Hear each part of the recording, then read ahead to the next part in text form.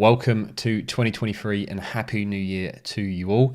In this video, we're going to be taking a look at the latest UK house price data and seeing whether we really are down 10% already. So I've got a few pieces of information I want to go through first, and I'm going to show you that 10% drop later on in the video. So make sure you stick around for that. So up first, I've got an article that was released about 30 minutes ago, and that covers mortgage approvals here in the UK. And what they're showing is that in November, mortgage approvals dropped to the lowest level we've seen in 2 years. And if we scroll down a bit further, you can see here, they slumped to just over 46,000 mortgage approvals in November. Now, I think this headline that's saying that mortgage approvals are sink to their lowest level in 2 years is falsely reassuring, because I think 2 years doesn't sound like a long time when it comes to the housing market. But of course, you have the COVID dip, which means all of these stats only ever show 2 years, when in reality it's probably the lowest it's really been for maybe 15 years. And if we go over to another website which visualizes this data, this is for the past year, you can see how much mortgage approvals dropped off in November there. It's a tiny, tiny bar in comparison. If we put this back over 5 years, you'll see the COVID drop that they're talking about, which they're comparing it to over the past 2 years. But in reality, if we do over the past 25 years, we're at levels that we haven't really seen fully since the global financial crisis. Yes, there was a bit of a drop here in 2012-ish, but this is what we're looking at, and this is heading down sharply. So this is a worrying sign for the UK housing market, as if without mortgages, not many transactions are going to go through. Now, I have seen the counter argument that more properties in the UK are now owned outright without a mortgage than properties that are actually owned with a mortgage. And that is true. And if we go to the English Housing Survey, and this is from gov.uk, so this is official data, this is the latest information that we've got here. So let me just read out the most important bit. There are 15.6 million owner-occupied households, representing 64% of all households in the UK. So the other 36% is the rental sector, which is made up, I think we've got the stats here, 19% of private rental and 17% of social. But 64% are owned, and of that, we have 35% are owned outright, while only 30% are owned with mortgages.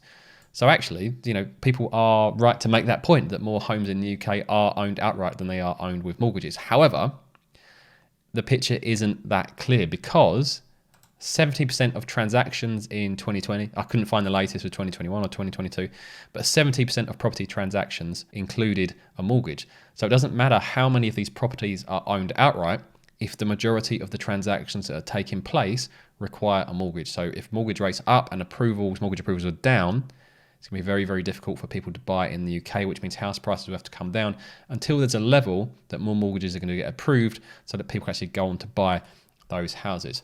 Also, of the people that are actually buying houses last year, so this is some data that's just been released, first-time buyers, the majority of which will be using mortgages, accounted for 53% of mortgaged property purchases last year. So we know that 70%, or around about 70% of transactions require a mortgage, and 50% of those transactions are from first-time buyers. So those are the people that are fueling the market. So if they get priced out of the market, it doesn't matter how many people own their properties outright.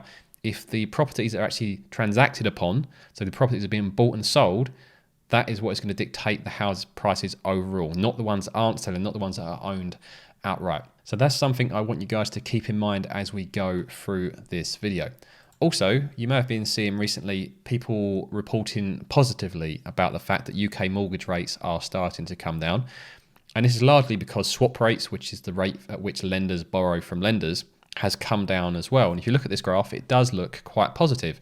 But we're only comparing to the kind of the spikes that we saw after the mini budget at the end of September and into October. But if we zoom out and take a bigger picture viewpoint of this, so maybe over the last year or the past 3 years even, you can see things do not look very healthy for swap rates. And I don't think this is the peak at the moment. So despite the fact that mortgage rates may have come down slightly since October when they peaked, I don't think they're going to come that much more.